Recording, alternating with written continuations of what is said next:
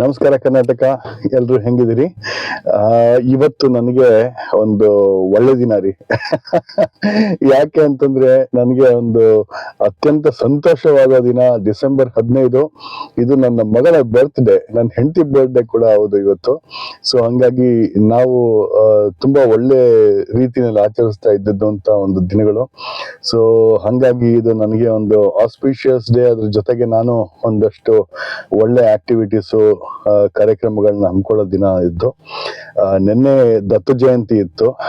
ಯಾವುದೋ ಒಂದು ದೇವಸ್ಥಾನಕ್ಕೆ ಹೋಗಿದ್ದೆ. ಬರೋ ಹೊತ್ತಿಗೆ ಆಲ್ಮೋಸ್ಟ್ ಒಂದು 2:30 ಗಂಟೆ ಬೆಳಿಗ್ಗೆ ಆಗಿತ್ತು. ಒಂದು 5 ಗಂಟೆಗೆ ಇವತ್ತು ಮತ್ತೆ ಇವತ್ತಿನ ದಿನ ಆಸ್ಪಿಷಿಯಸ್ ಆಗಿರೋದ್ರಿಂದ ಎದ್ದು ಕೂತ್ಕೊಂಡಿದ್ದಾಯ್ತು. ಸೊ ಹಂಗಾಗಿ ನಿಮ್ಗಳ ಹತ್ರ ಬರೋದಕ್ಕೂ ನಾನು ಡಿಲೇ ಮಾಡಲಿಲ್ಲ.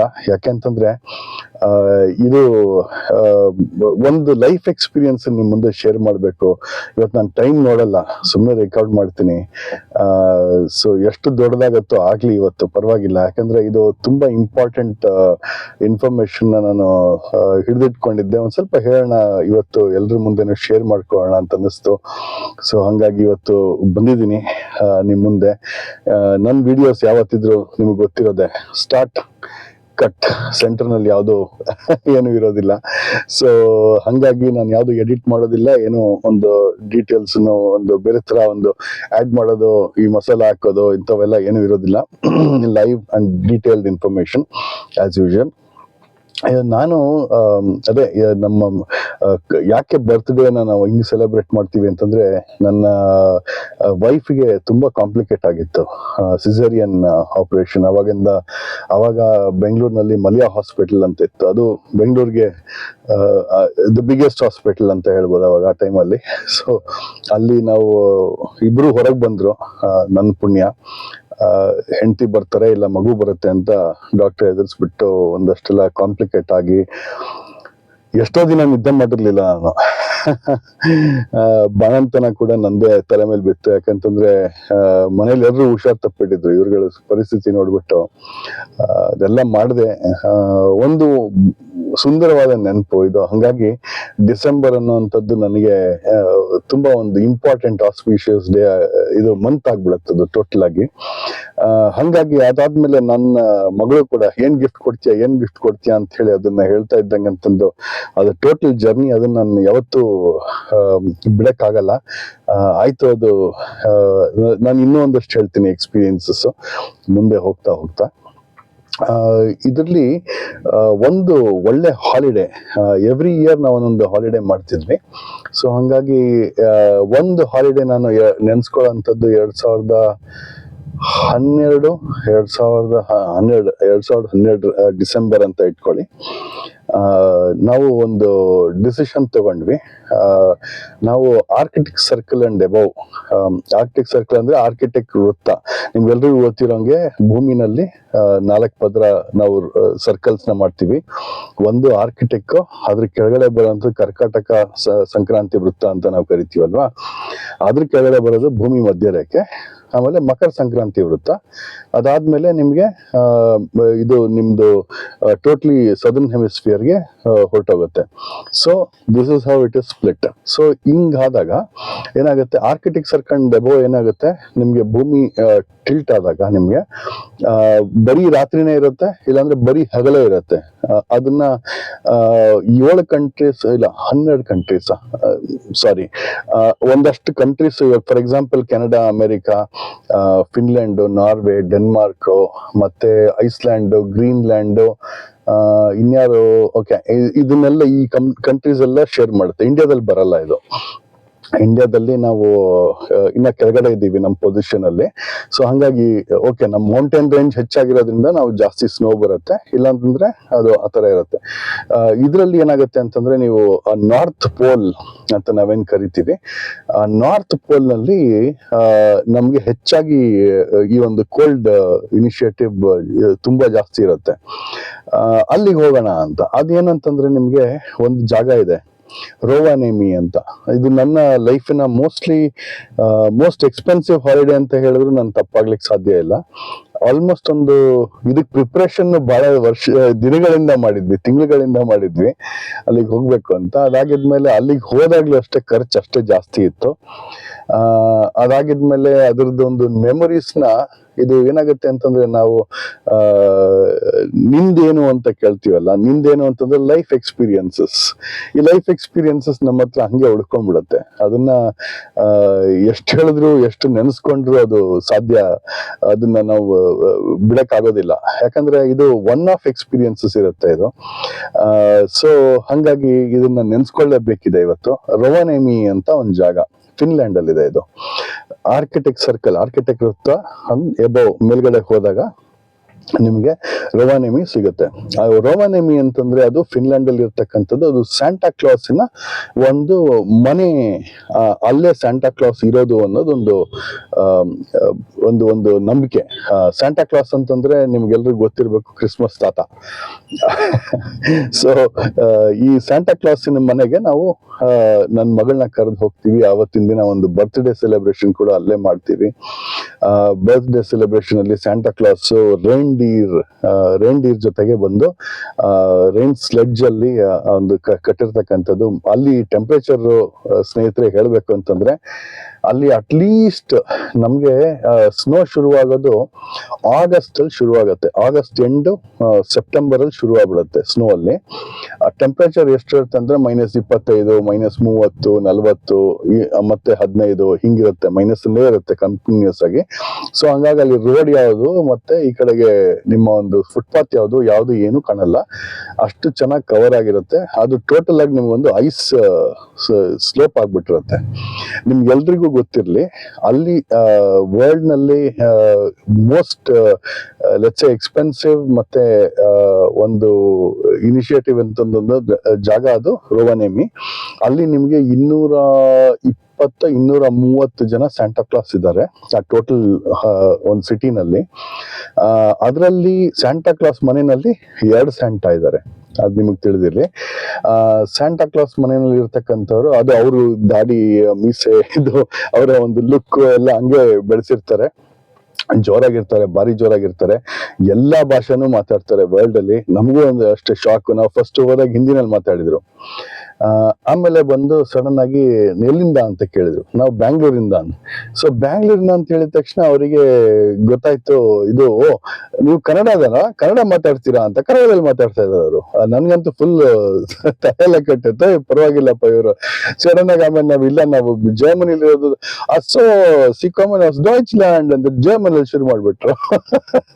ಸೊ ಎಲ್ಲಾ ಭಾಷೆ ಬರುತ್ತೆ ಅವರಿಗೆ, ಎಲ್ಲ ತರದ್ದು ಅಭ್ಯಾಸ ಮಾಡಿರ್ತಾರೆ ಅವರು. ಸೊ ಸ್ಯಾಂಟಾ ಕ್ಲಾಸ್ ಅಂತಂದ್ರೆ ನಾರ್ಮಲ್ ಆಗಿರೋದಿಲ್ಲ ಅವರು. ಸೊ ಹಂಗಾಗಿ ಒಂದು ಎಕ್ಸ್ಪೀರಿಯನ್ಸ್. ಅಲ್ಲಿ ಸ್ಯಾಂಟಾ ಕ್ಲಾಸ್ ಅಂತಂದ್ರೆ ನಾವ್ ಅಲ್ಲಿಗೆ ಹೋದಾಗ ಆ ಒಂದು ಗಿಫ್ಟ್ ಆಗ್ಬೋದು, ಆ ಸ್ಯಾಂಟಾ ಕ್ಲಾಸ್ ಮನೆ ನೋಡೋದಕ್ಕೆ ಒಂದು ಅದ್ಭುತ. ಅಲ್ಲಿ ಎಲ್ಲ ಮಕ್ಕಳು ಬರ್ದಿರ್ತಕ್ಕಂಥ ಲೆಟರ್, ಅಲ್ಲಿಂದ ಲೆಟರ್ ಪೋಸ್ಟ್ ಮಾಡ್ಬೋದು. ಅಲ್ಲಿ ಸ್ಯಾಂಟಾ ಕ್ಲಾಸ್ ಪೋಸ್ಟ್ ಆಫೀಸ್ ಕೂಡ ಇದೆ. ಮಕ್ಕಳಿಗೆ ಆಟ ಸಾಮಾನು ಕೊಡೋದಂಥದ್ದು, ಆ ಒಂದು ಗಿಫ್ಟ್, ಆ ಒಂದು ಎನ್ವೈರನ್ಮೆಂಟ್, ಏನಂತ ನಾವು ಕ್ರಿಸ್ಮಸ್ ನಲ್ಲಿ ನಾವು ಇಮ್ಯಾಜಿನ್ ಮಾಡ್ತೀವಿ, ಅದನ್ನ ಅಲ್ಲಿ ಸಿಗುತ್ತೆ ಅಲ್ಲಿ ಆ ಒಂದು ಜಾಗದಲ್ಲಿ. ಸೊ ಹಂಗಾಗಿ ಅದೊಂದು ಡ್ರೀಮ್ ಹಾಲಿಡೇ ಅಂತಾನೆ ಹೇಳ್ಬೋದು. ಅಲ್ಲಿಂದ ಆಗಿದ್ಮೇಲೆ ನಾವು ಕಿಟಿಲಾ ಅಂತ ಒಂದು ಜಾಗ ಇತ್ತು, ಆಮೇಲೆ ಕಿರುನಾ ಅಂತ, ಅದೆರಡು ಸ್ವೀಡನ್ ಅಲ್ಲಿ ಬರುತ್ತೆ. ಆಮೇಲೆ ಟಾಮ್ಸೋ ನಾರ್ವೆದಲ್ಲಿ ಬರುತ್ತೆ. ನಾವು ಅವತ್ತು ಡ್ರೈವ್ ಮಾಡ್ಕೊಂಡು, ಅದು ತುಂಬಾ ದೂರ ಇದೆ ಒಂದೊಂದು ಸಿಟಿನು. ಸೊ ನಮ್ಮ ಒಂದು ಹಾಲಿಡೇ ಏನಂತಂದ್ರೆ ಆ ಕಂಪ್ಲೀಟ್ ನಾರ್ತ್ ಪೋಲ್ ವರೆಗೂ ಹೋಗಿ, ಎಲ್ಲಿ ನಮ್ದು ಲಾಸ್ಟ್ ಭೂಮಿ ಎಲ್ಲಿ ಮುಗಿಯೋದಾಗುತ್ತೋ ಅಲ್ಲಿವರೆಗೂ ಹೋಗ್ಬಿಟ್ಟು ವಾಪಸ್ ಬರ್ಬೇಕು ಅಂತ ಒಂದು ಹಾಲಿಡೇ. ಅದೊಂದು ಎಕ್ಸೈಟಿಂಗ್ ಹಾಲಿಡೇ. ಹೋದ್ವಿ, ಎಲ್ಲಾ ತರದ್ದು ಚೆನ್ನಾಗಿತ್ತು. ತುಂಬಾ ಎಕ್ಸ್ಪೆನ್ಸಿವ್.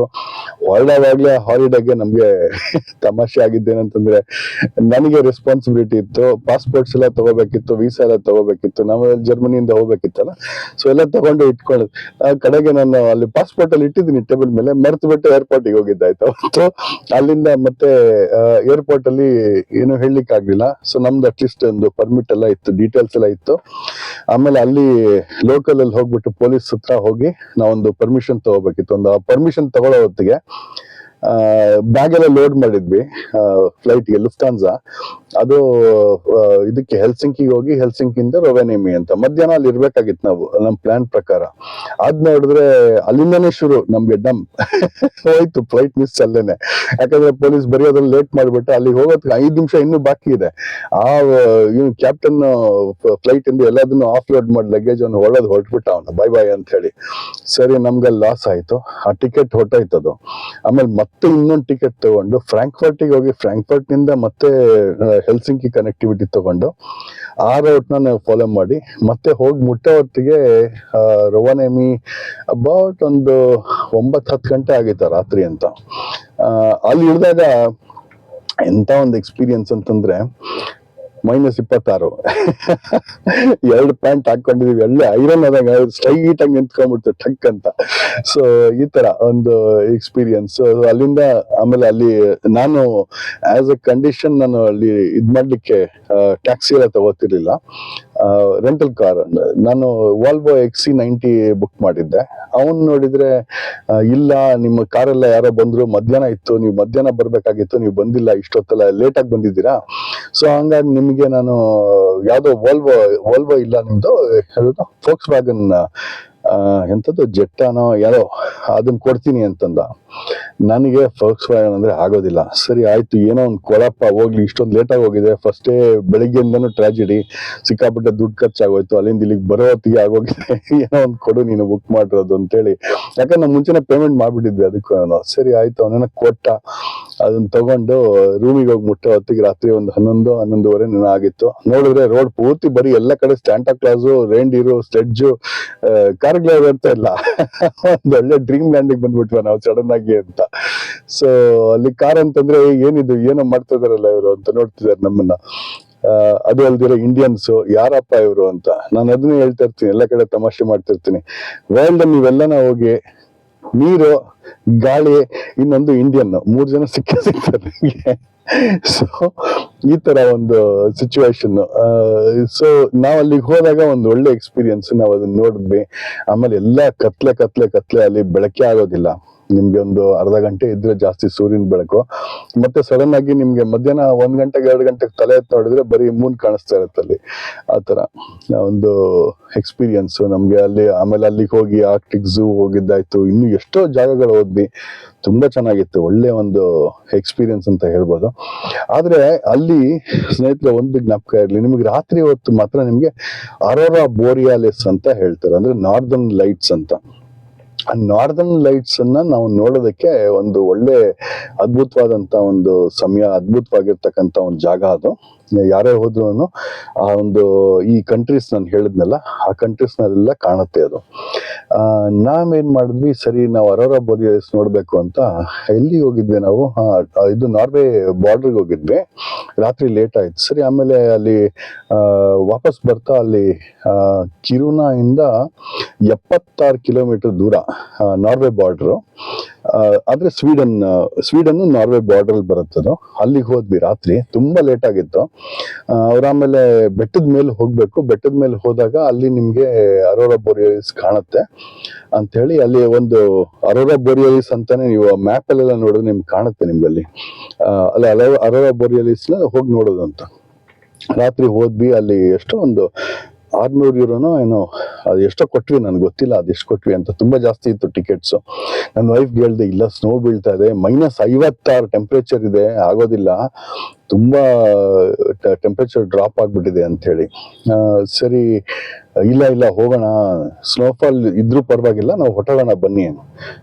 ಸರಿ, ನಾವು ಹೋಗಲ್ಲಿ ದುಡ್ಡು ಕೊಟ್ಟು ಕಾದು 10:30ಗೋ 11 ಗಂಟೆಗೋ ಆ ಕೇಬಲ್ ಕಾರಲ್ಲಿ, ನಮ್ಗೆ ಆ ಕೇಬಲ್ ಕಾರಲ್ಲಿ ನೋಡಿದ್ರೆ ಕೂತ್ಕೊಂಡಿದ್ರೆ, ಆ cable car is like totally open, ಏನು ಕ್ಲೋಸ್ ಇಲ್ಲ, ಏನಿಲ್ಲ, -56. ಸೊ ನಮ್ಗೆ ಟೋಟಲ್ ಆಗಿ ಹೆಂಗಿದೆ ಅಂತಂದ್ರೆ ಎಲ್ಲ ಫ್ರೀಸ್ ಆಗ್ತಾ ಇದೆ, ಹಿಂದ್ಗಡೆ ಮುಂದ್ಗಡೆ ಮೇಲೆ ಕೆಳಗೆ ಎಲ್ಲ ಕಡೆಯಿಂದ ಫ್ರೀಸು.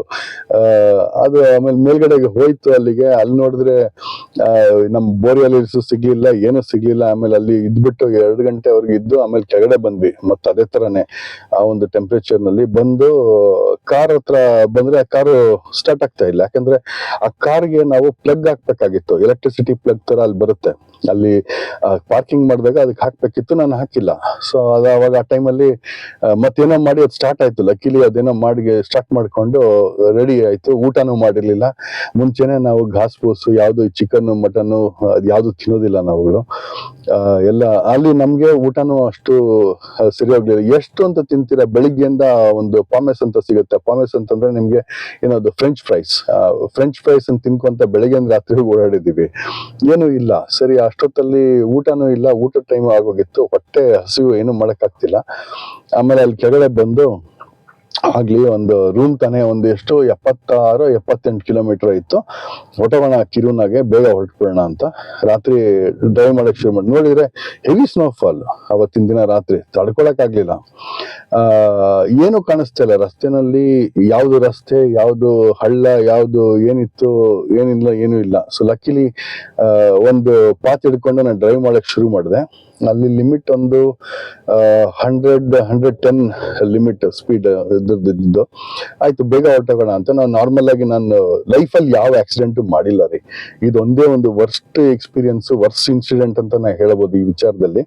ರಾತ್ರಿ ಬರುವಾಗ ಅಲ್ಲೊಂದು ಇದು ಅಲ್ಲೆಲ್ಲ ರಾತ್ರಿ ಏನಾಗುತ್ತೆ ಅಂದ್ರೆ ತುಂಬಾ ಸ್ನೋ ಬಿದ್ಬಿಟ್ಟಾಗ ಏನಾಗುತ್ತೆ ಅಂದ್ರೆ ಈ ಅನಿಮಲ್ಸ್ ಎಲ್ಲ ಅಲ್ಲೆಲ್ಲ ತುಂಬಾ ವೈಲ್ಡ್ ಲೈಫ್ ಜಾಸ್ತಿ. ವೈಲ್ಡ್ ಲೈಫ್ ಅಂತಂದ್ರೆ ಈ ತೋಳ, ಬೈಸನ್ ತರ ಇರುತ್ತೆ, ಅದು ಕಾಡೆಮ್ಮೆ, ಆಮೇಲೆ ಇದು ಯಾವ್ದು ರೈನ್ಡಿಯರ್ ಎಲ್ಲಾನು ರಸ್ತೆಗೆ ಬಂದು ನಿಂತ್ಕೊಂಡ್ಬಿಡುತ್ತೆ. ನಮಗ್ ಗೊತ್ತಾಗಿಲ್ಲ ಅವತ್ತು. ರೈನ್ಡಿಯರ್ ಹೆಚ್ಚಾಗಿ ಬರುತ್ತಂತೆ ರಸ್ತೆಗೆ, ಅದು ನಮಗ್ ಗೊತ್ತಿಲ್ಲ. ಅವತ್ತು ರಾತ್ರಿ ನಾವು ಜೋರಾಗಿ ಒಂದು ಒಳ್ಳೆ ಸ್ಪೀಡಲ್ಲಿ ಹೊಡ್ಕೊಂಡು ನಾನು ಜೋಶಲ್ಲಿ ಬರ್ತಾ ಇದ್ದೆ. ಆಮೇಲೆ ಸಡನ್ ಆಗಿ ಎದುರುಗಡೆ ಒಂದು ಇದ್ ಬಂತು, ವೆಹಿಕಲ್ ಬಂತು. ಅವನು ಫ್ಲಾಶ್ ಮಾಡ್ದ. ಸರಿ ಏನೋ ಇರ್ಬೇಕು ಅನ್ಕೊಂಡು ನಾನು ಏನ್ ಮಾಡಿದೆ, ಸ್ವಲ್ಪ ಸ್ಲೋ ಮಾಡಿದೆ ಇರೋದ್ರಲ್ಲಿ. ಅದು ಪೂರ್ತಿ ಆ ಡಸ್ಟ್ ಬಂದು, ಸ್ನೋ ಡಸ್ಟ್ ಬಂದು ನಮ್ ಕಾರ್ ಇದ್ರ ಮೇಲೆ ಬಿತ್ತು, ವಿಂಡ್ಶೀಲ್ಡ್ ಮೇಲೆ. ನಾವು ಸ್ಲೋ ಮಾಡಿ ಏನೋ ಅಡ್ಜಸ್ಟ್ ಮಾಡೋ ಹೊತ್ತಿಗೆ ಸಡನ್ ಆಗಿ ರೈನ್ಡಿಯರ್ ಮುಂದ್ಗಡೆಗೆ ಒಂದ್ 3 ಸಡನ್. ಏನು ಮಾಡಕ್ ಆಗ್ಲಿಲ್ಲ. 100 ಇದ್ದಿದ್ದು ಬಹುಶಃ ನಮ್ದು ಒಂದು 90ಕ್ಕೆ ಇಳ್ದಿತ್ತೋ ಏನೋ, ಬಾಡ್ ಅಂತ ಹೊಡೆದಿದ್ದಾಯ್ತು, ಕಾಣಿಸ್ಲೇ ಇಲ್ಲ. ಅದೇ ನಂದು worst experience in my life ಅದು ಇಲ್ಲಿವರೆಗೂ. ಅದು ಹೊಡೆದಾಗ ಏನಾಯ್ತು ಅಂದ್ರೆ ಆ ರಬ್ಸಕ್ಕೆ ನಾನು ಅದು ನೋಡಿದ ಕೂಡಲೇ ಆ ಫ್ರಾಕ್ಷನ್ ನನ್ಗೊಂದು 10-20 ಮೀಟರ್ ಡಿಸ್ಟೆನ್ಸ್ ಅಲ್ಲಿ ನನ್ ಕಾಣಿಸ್ತು. ನಾನೇನ್ ಮಾಡಿದೆ, ಅದನ್ನ ಬ್ರೇಕ್ ಹಾಕೋ ಬದಲಾಗಿ ಆಕ್ಸಿಲರೇಟ್ ಮಾಡ್ಬಿಟ್ಟೆ ನಾನು ಸಡನ್ ಆಗಿ. ಒಳ್ಳೆ ಕೆಲಸ ಆಯ್ತು. ಯಾಕಂತಂದ್ರೆ ಅದು ಮಾಡಿದಾಗ ಅದು ಏನಾಯ್ತು ಅಂದ್ರೆ ರೈನ್ಡಿಯರ್ ಏನಿರುತ್ತೆ ಅಂತಂದ್ರೆ 180 kg ಇರುತ್ತೆ ಸ್ನೇಹಿತರೆ, ಒಂದೊಂದುನು ತುಂಬಾ ದೊಡ್ಡದಿರುತ್ತೆ. ನಮ್ಮ ಹಸುಗಿನ ದೊಡ್ಡದಿರುತ್ತೆ ಅದು. ನೀವೆಲ್ಲ ನೋಡಿರ್ಲಿಕ್ಕಿಲ್ಲ ಅಂತ ಕಾಣುತ್ತೆ. ಅದೇನಾಯ್ತು, ಹೊಡೆದ ತಕ್ಷಣ ಏನಾಯ್ತು, ಕಾರ್ದು ಫ್ರಂಟ್ ಬಾನೆಟ್ ಮೇಲೆ ಬಿದ್ದು ನೀಟಾಗಿ ಸ್ಕೂಪ್ ಆಗೋಯ್ತದು. ಅದು ನಾವು ಇಂಜಿನಿಯರ್ಗಳಲ್ಲ, ಸೊ ಹಂಗಾಗಿ ನಮ್ಗೆ ಗೊತ್ತಿರೋದು ಎಲ್ಲಿ ಇಂಪ್ಯಾಕ್ಟ್ ಏನ್ ಮಾಡ್ಬೇಕು, ಯಾವ ತರ ಮಾಡ್ಬೇಕು ಅಂತ. ಸೆಕೆಂಡ್ ಫ್ರಾಕ್ಷನ್ಸ್ ಅಲ್ಲಿ ನನ್ಗೆ ಕೆಲಸ ತಲೆ ಓಡ್ತು. ಮಾಡಿದಾಗ ಏನಾಯ್ತು, ಲಕ್ಕಿಲಿ ಆ 180 kg ಆ ಕೊಂಬು ಎಲ್ಲ ಒಳಗಡೆ ಗ್ಲಾಸ್ ಹೊಡ್ಕೊಂಡು ಒಳಗಡೆ ಬರ್ಲಿಲ್ಲ, ಅದು ಮೇಲ್ಗಡೆ ಹಾರೋಯ್ತದು. ಅದು ಹಾರಿಸ್ಬಿಟ್ಟು ನಾನು ಏನ್ ಮಾಡಿದೆ, ಒಂದ್ ಸ್ವಲ್ಪ ದೂರ ಹೋಗಿ ನಾನು ಬ್ರೇಕ್ ಮಾಡಿ ನಿಲ್ಲಿಸ್ದೆ. ನೋಡಿದ್ರೆ ಇಂಜಿನ್ ಏನಾಗಿದೆ, ಟೋಟಲ್ ಕಾರಲ್ಲಿ ಫ್ರಂಟ್ ಇಂಜಿನ್ ಕೆಳಗಡೆ ಹೋಗ್ಬಿಟ್ಟಿದೆ ಟೋಟಲ್ ಆಗಿ. ಸೊ ಈ ಲೆವೆಲ್ಗೆ ಇಂಪ್ಯಾಕ್ಟ್ ಯೋಚನೆ ಮಾಡಿ ನೀವು. ಆ ಒಂದ್ ದೊಡ್ಡ ಲಾರಿಗೆ ಹೋಗಿ ಹೊಡೆದ್ರೆ ಕಾರ್, ನಮ್ಮಲ್ಲೆಲ್ಲ ಹೈವೇನಲ್ಲಿ ನೋಡ್ತಿರ್ತೀರ ಎಕ್ಸ್ಪೀರಿಯನ್ಸಸ್. ಹೊಡೆದ್ರೆ ಏನಾಯ್ತು, ಇಂಜಿನ್ ಬಿದ್ಬಿಟ್ಟು ಕೆಳಗಡೆ ಒಳಗಡೆ ಬಂದ್ಬಿಟ್ಟಿದೆ ಅದು ಟೋಟಲ್ ಆಗಿ. ಸೊ ಮುಂದೆ ಹೋಗಿ ನಿಲ್ಸಿ ಅದನ್ನ ಇದು ಇಂಜಿನ್ ವಾಟರ್ ಒಡೆದೋಗಿತ್ತದು. ಸೊ ಲಕ್ಕಿಲಿ ಅಷ್ಟೊತ್ತಲ್ಲಿ ನನ್ನ ಮಗಳು ಚೆನ್ನಾಗಿ ಮಲಗಿದ್ಲು ಪಾಪ ಅವತ್ತೊಂದ್ ದಿನ. ವೈಫ್ ಆ ಕಡೆ ಪಕ್ಕದಲ್ಲೇ ಕೂತಿದ್ಲು. ಯಾರಿಗೂ ಏನೂ ಆಗಿಲ್ಲ. ಸೊ ಮುಂದೆ ಹೋಗಿ ಸೇಫ್ ಮಾಡಿ ನಾನು ನಿಲ್ಸಿ ನೆಕ್ಸ್ಟ್ ಇಮಿಡಿಯೇಟ್ಲಿ ನಾನು ಒಂದು ಹೊರಗಡೆ ಬಂದು ನೋಡಿದೆ, ಕಾರು ಏನು ಇಲ್ಲ ಅಂತ ಗೊತ್ತಾಯ್ತು. ಆ ರೈನ್ಡಿಯರ್ನ ಆಲ್ಮೋಸ್ಟ್ ಒಂದು ಅರ್ಧ ಕಿಲೋಮೀಟರ್ ಹಿಂದೆ ಅದನ್ನ ಉಜ್ಕೊಂಡು ಹೋಗಿತ್ತದು. ಸೊ ನಾನು ಆ ಕಡೆಗೆ ಬಂದೆ, ಯಾಕಂದ್ರೆ ಸ್ನೋ ಇತ್ತಲ್ಲ, ನಿಲ್ಸಿಕ್ ಆಗೋದಿಲ್ಲ, ಅದು ಜಸ್ಟ್ ವೆಂಟ್ ಟೋಟಲಿ. ಅದಾಗಿದ್ಮೇಲೆ ಒಂದ್ ಸ್ವಲ್ಪ ದೂರ ಬಂದು ನಾವು ನೋಡಿ ಈ ತರ ಎಲ್ಲ ಇದೆ ಅಂತ ಒಂದು ಇಮ್ಯಾಜಿನ್ ಮಾಡ್ಕೊಂಡು, ಆಮೇಲೆ ಮತ್ತೆ ಇನ್ನೊಂದು ವೆಹಿಕಲ್ ಬಂತು. ಅವ್ನು ಹೇಳ್ದ, ಇಲ್ಲ ನಾನು ಕ್ಲಿಯರ್ ಮಾಡಿದೀನಿ, ನೀನೇನ್ ವಾಪಸ್ ಹೋಗಿ ನೀನ್ ಕ್ಲೀನ್ ಮಾಡ್ಬೇಕಾಗಿಲ್ಲ. 3 ರೈನ್ಡಿಯರ್ ಸತ್ತಿತ್ತು ಅವ್ನು. ನಮ್ಮ ಮಳೆ ಬರ ಏನು ಮಾಡಕ್ ಆಗ್ಲಿಲ್ಲ. ಅದೊಂಥರ ಬೇಜಾರ್ ವಿಚಾರ ಅದು ಅಲ್ಲಿ. ಬಟ್ ಏನಾಯ್ತು ಅಂತಂದ್ರೆ ನನ್ನ ಮಗಳು ಮಲಗಿದ್ದವಳು ಎದ್ಬಿಟ್ಟು, ಅವಳು ಮುಂಚೆನೆ ಪ್ರಾಣಿ ದಯಾ ಸಂಘದ ಅಧ್ಯಕ್ಷರವಳು. ಎದ್ಬಿಟ್ಟು ಸಡನ್ ಆಗಿ ಏನಾಯ್ತು ಏನ್ ಶಬ್ದ, ಏನೋ ಮಾಡಿದ್ಯಾ ಆಮೇಲೆ ಇಲ್ಲ ಇಲ್ಲಿ ಇಂಜಿನ್ ಎಲ್ಲ ಡ್ಯಾಮೇಜ್ ಆಗಿದೆ, ನಾವು ಒಂದು ಹೆಲ್ಪ್ಗೆ ಕರೆದಿದ್ದೀವಿ, ಅದು ಬರೋ ಹೊತ್ತಿಗೆ ಒಂದು 1 ಅವರ್ ಆಗುತ್ತೆ, ಹೊರಗಡೆ -56 ಇದೆ, 1 ಅವರ್ ನಾವು ಕಾಯ್ಬೇಕು. ಯೋಚನೆ ಮಾಡ್ಕೊಳ್ಳಿ ಹೆಂಗಿದೆ ಅಂತ, ಎಷ್ಟು ಗಟ್ಟಿಯಾಗಿರ್ತಕ್ಕಂಥ ಒಂದು ಬಟ್ಟೆ, ಒಂದು ಎಲ್ಲದನ್ನು ಪ್ರೊಟೆಕ್ಟ್ ಮಾಡ್ಕೊಂಡು ಕಾಯ್ತಾ ಇದ್ವಿ ಅವತ್ತು. ಆಮೇಲೆ ಒಂದು ರಾತ್ರಿ ಯಾವ್ದೋ ಒಂದೇ ಒಂದು ವೆಹಿಕಲ್ ಬಂತು ಅಷ್ಟೇ, ನಮಗೆ ರೆಸ್ಕ್ಯೂ ಬರ್ಬೇಕಾಗಿದ್ದು -56-57 ಕಿಲೋಮೀಟರ್ ಹೊರಗಡೆಯಿಂದ ರೆಸ್ಕ್ಯೂ ಬರ್ಬೇಕಾಗಿತ್ತು. ಅವತ್ತು ರಾತ್ರಿ ಬಂತದು, 1 ಅವರ್ ತಗೊಂಡ ಅವನು. ಬಂದ ಲಾರಿಲಿ ಒಂದು ನಮ್ಮ ಕಾರ್ನ, ಕ್ರಾಶ್ ಆಗಿದ್ದ ಕಾರ್ನ ಲೋಡ್ ಮಾಡಿ ನಮ್ಮನ್ನು ಅದೇ ಟ್ರಕ್ಕಲ್ಲಿ ಸೇರಿಸ್ಕೊಂಡು ಕರ್ಕೊಂಡೋಗ್ಬಿಟ್ಟು ಮನೆಗೆ, ಅಲ್ಲಿ ಹೋಗೋ ಹೊತ್ತಿಗೆ, ರೂಮಿಗೆ ಹೋಗೋ ಹೊತ್ತಿಗೆ ಬೆಳಿಗ್ಗೆ 3:30-4 ಗಂಟೆ ಅಪ್ರಾಕ್ಸಿಮೇಟ್ಲಿ. ಆವಾಗ ನಮ್ಮ MTR ಇಂದು ರೆಡಿಮೇಡ್ ಉಪ್ಪಿಟ್ಟನ್ನು ಮಾಡಿ ನಾವು ತಿಂದಿದ್ದಂತ ಒಂದು ಪರಿಸ್ಥಿತಿಯಲ್ಲಿ. ಬಟ್ ನನ್ನ ಮಗಳು, ಶಿ ವಾಸ್ ನಾಟ್ ಹ್ಯಾಪಿ. ಅವಳಿಗೆ ಏನೋ ಆಗಿದೆ ಅಂತ ಅವಳಿಗೆ. ನನ್ನ ವೈಫ್ ಹೇಳ್ಬಿಟ್ರೆ ಇವಳು ಇನ್ ರಾತ್ರಿ ಗಲಾಟೆ ಮಾಡ್ಬಿಡ್ತಾಳೆ ಅಂತ ಅವಳಿಗೆ. ಸರಿ ಏನ್ ಹೇಳೋದು ಇವಳಿಗೆ ಅಂತ ನನ್ನ ವೈಫ್ ಅದೇನೋ ತಲೆ ಉಪಯೋಗಿಸ್ಬಿಟ್ಟು ಅದು ನಮ್ಮ ಲೈಫಲ್ಲಿ ಮರಿಲಿಕ್ಕಾಗಲ್ಲ. ಇಲ್ಲ, ರೇಂಡೀರ್ಗೆ ಚಳಿ ಜಾಸ್ತಿ ಆಯ್ತಂತೆ, ಆ ರಸ್ತೆನಲ್ಲಿ ಬಂದು ಕಾಯ್ತಾ ಇತ್ತದು, ನಾವು ಕಾರ್ ಬಂದ ತಕ್ಷಣ ಬಂದದ್ ನನ್ನ ಕಾರ್ ಮೇಲೆ ಕೂತ್ಕೊಂತು, ಕುಂಡಿ ಬಿಸಿ ಮಾಡ್ಕೊಂಡಕ್ಕೆ ಕಾರ್ ಕೆಳಗಡೆ ನಮ್ ಇಂಜಿನ್ ಎಲ್ಲ ಹಾಳಾಗೋಯ್ತು ಅಂತೇಳಿ ಏನೋ ಒಂದು ಹೇಳಿದ. ಅವ್ನು ನನ್ನ ಮಗಳ್ ನಂಬ್ಲಿಲ್ಲ ಅದನ್ನ. ಸೊ ಈ ತರ ಒಂದು ಎಕ್ಸ್ಪೀರಿಯನ್ಸ್ ಇಂಥವೆಲ್ಲ ಆಗಿ, ಆಮೇಲೆ ಅಲ್ಲಿಂದ ನಾವು ವಾಪಸ್ ಹೊರಟ್ವಿ. ವಾಪಸ್ ನಮ್ಮ ಮ್ಯೂನಿಕ್ಗೆ ವಾಪಸ್ ಬಂದ್ವಿ. ಅದೊಂದು ಗ್ರೇಟ್ ಹಾಲಿಡೇ, ಎಂತ ಒಂದು ಎಕ್ಸ್ಪೀರಿಯನ್ಸ್. ಅದ್ರ ಜೊತೆಗೆ ನಮ್ದು ಐಸ್ ಹೋಟೆಲ್, ಮತ್ತೆ ಎಷ್ಟೋ ಒಳ್ಳೊಳ್ಳೆ ಜಾಗಗಳನ್ನು ನೋಡಿದ್ವಿ. ಒಂದು ಒಳ್ಳೆ ಎಕ್ಸ್ಪೀರಿಯನ್ಸ್. ನಾರ್ದರ್ನ್ ಹೆಮಿಸ್ಫಿಯರ್ ಇದೆಯಲ್ಲ, ಅದು ತುಂಬಾ ರೇರ್ ನಾವು ಎಕ್ಸ್ಪೀರಿಯನ್ಸ್ ಮಾಡುವಂಥದ್ದು. ಅಲ್ಲಿಗೆ ಹೋಗಿ ಒಂದು ಎಕ್ಸ್ಪೀರಿಯನ್ಸ್ ಮಾಡಿ, ಒಂದಷ್ಟನ್ನ ತಿಳ್ಕೊಂಡು, ಅಲ್ಲಿ ಜನರನ್ನ ನೋಡ್ಕೊಂಡು ಬಂದು, ನಾವೆಷ್ಟೋ ಜಾಗಕ್ಕೆ ಹೋಗ್ತಾ ಇರ್ತೀವಲ್ಲ, ನಾವೆಲ್ಲರೂ ಹೋಗ್ತಾ ಇರ್ತೀವಿ, ನಿಲ್ಸೋದಿಲ್ಲ, ನೋಡೋದಿಲ್ಲ, ನೇಚರ್ ಎಂಜಾಯ್ ಮಾಡೋದಿಲ್ಲ. ಎಕ್ಸ್ಪ್ರೆಸ್ ವೇ ಬೋಮ್ ಅಂತ ಹೋಗೋದು, point A to point B, ಏನು ಇಲ್ಲ, ಈ ಕಡೆ ಆ ಕಡೆ ಏನು ಎಂಜಾಯ್ ಮಾಡಲ್ಲ, ಜನರನ್ನ ಮೀಟ್ ಮಾಡಲ್ಲ, ಒಬ್ರು ಇನ್ನೊಬ್ರು ಹತ್ರ ಮಾತಾಡೋದಿಲ್ಲ. ನಮ್ಮಲ್ಲೆಲ್ಲ ಈ ತರ ಆಗೋಗಿದೆ, ಏನು ಮಾಡ್ಲಿಕ್ಕೆ ಆಗೋದಿಲ್ಲ. ಈ ತರ ಒಂದು ಲೈಫು, ಈ ತರ ಒಂದು ಎಂಜಾಯ್ಮೆಂಟ್. ಇದನ್ನೆಲ್ಲ ನೋಡ್ತಾ ಇದ್ರೆ ನಮ್ ಚಾರ್ಲಿ ಚಾಪ್ಲಿನ್ ಹೇಳ್ತಾರಲ್ಲ, ಹಂಗಾಗತ್ತೆ. Life is sorrow in short range, ಅದ ಕ್ಲೋಸ್ ಅಪ್. ಲಾಂಗ್ ಶಾರ್ಟ್ ಅಲ್ಲಿ ತಗೊಂಡ್ರೆ ಜೋಕ್ ಅಂತೆ. ಈ ತರ. ಸೊ ಒಂದು ಎಕ್ಸ್ಪೀರಿಯನ್ಸಸ್. ಆದ್ರೆ ಇವತ್ತಿನ ದಿನ ನನ್ನ ಹತ್ರ ಏನೂ ಇಲ್ಲ. ನಾನು ಅನ್ಟಚಬಲ್. ಇವತ್ತು ನಾನೊಂದು ಬೇರೆ ತರಾನೇ ಪರ್ಸನ್ನು, ಕೇರ್ ಮಾಡೋಕ್ಕಾಗಲ್ಲ, ನಾನು ಅಸಹ್ಯ. ಸೊ ಹಂಗಾಗಿ ಒಂದ್ ಡಿಸ್ಟೆನ್ಸ್ ಅಲ್ಲಿ ಇಟ್ಬಿಟ್ಟಿದ್ದಾರೆ, ನನ್ ಕನೆಕ್ಟ್ ಮಾಡ್ಬೇಕು ಅಂತಾನೂ ಇಲ್ಲ. ಆದ್ರೆ ಇಂಥ ಎಲ್ಲ ಒಂದು ಒಳ್ಳೆ ಎಕ್ಸ್ಪೀರಿಯನ್ಸ್, ಒಂದೊಳ್ಳೆ ಹಾಲಿಡೇಸ್, ಒಂದು ನೆನಪುಗಳು ಮಾತ್ರ ನಾನು ಉಳಿದಿದೆ ಅಷ್ಟೇನೆ. ಇದಕ್ಕಿನ್ನ ಒಳ್ಳೊಳ್ಳೆ ನೆನಪುಗಳು, ಒಳ್ಳೊಳ್ಳೆ ಒಂದು ಡೆವಲಪ್ಮೆಂಟ್ ಆಗ್ಲಿ ಅಂತ ನಾನು ಕಾಯ್ತಾ ಇದ್ದೀನಿ. ನಿಮ್ಗಳ ಜೊತೆ ಇದ್ದೀನಿ ಇವಾಗ. ಇನ್ನೊಂದಷ್ಟು ಒಳ್ಳೆ ಕೆಲಸಗಳು ಮಾಡೋಣ ಅಂತ ಓಡಾಡ್ತಾ ಇದ್ದೀನಿ. ದಯವಿಟ್ಟು ಇದೇ ತರ ವಿಡಿಯೋಸ್ ನೋಡಿ ಪ್ರೋತ್ಸಾಹಿಸಿ. ಈ ಒಂದು ಲೈಫ್ ಎಕ್ಸ್ಪೀರಿಯನ್ಸಸ್ ನ ತಮ್ಮ ಮುಂದೆ ಶೇರ್ ಮಾಡಬೇಕು ಅನ್ನೋದು ನನಗೆ ಇಷ್ಟ. ಯಾಕಂತಂದ್ರೆ ಇಂಥ ಒಂದು ಎಕ್ಸ್ಪೀರಿಯನ್ಸಸ್, ಇಷ್ಟು 50 ಲಕ್ಷ ರೂಪಾಯಿ ಹತ್ತತ್ರ ಖರ್ಚು ಮಾಡಿ ಒಂದು ಹಾಲಿಡೇ ಮಾಡುವಂಥದ್ದು, ಅದನ್ನ ಯಾರು ಕೇಳಿರೋದಿಲ್ಲ, ನೋಡಿರೋದಿಲ್ಲ. ಯಾಕಂದ್ರೆ ಅದಕ್ಕೆಲ್ಲ ಒಂದು ಬೂಟ್ಸ್ ಬೇಕು. ಬೋಗ್ನರ್ ಅಂತ ಒಂದು ಬ್ರ್ಯಾಂಡ್ ಇದೆ ಜರ್ಮನಿನಲ್ಲಿ. ಬೋಗ್ನರ್ ಅಲ್ಲಿ ಫೈರ್ ಅಂಡ್ ಐಸ್ ಅಂತ ಬರುತ್ತೆ. ಅದದ್ದು ಆ ಒಂದು ಬಟ್ಟೆಗಳನ್ನು ತಗೊಳ್ಳೋದು ಆಗ್ಲಿ, ಪ್ರಿಪ್ರೇಷನ್ಸ್ ಆಗ್ಲಿ, ಓಡಾಟ ಆಗ್ಲಿ, ಅದು ಯಾವತ್ತು ಒಂದು ಖುಷಿ ನಮ್ಮಲ್ಲಿ ಯಾವತ್ತು ಇದ್ದೇ ಇರುತ್ತೆ.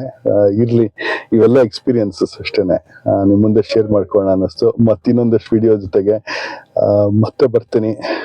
ಖಂಡಿತ ಇದೇ ತರ ಪ್ರೋತ್ಸಾಹಿಸಿ. ನಮಸ್ಕಾರ.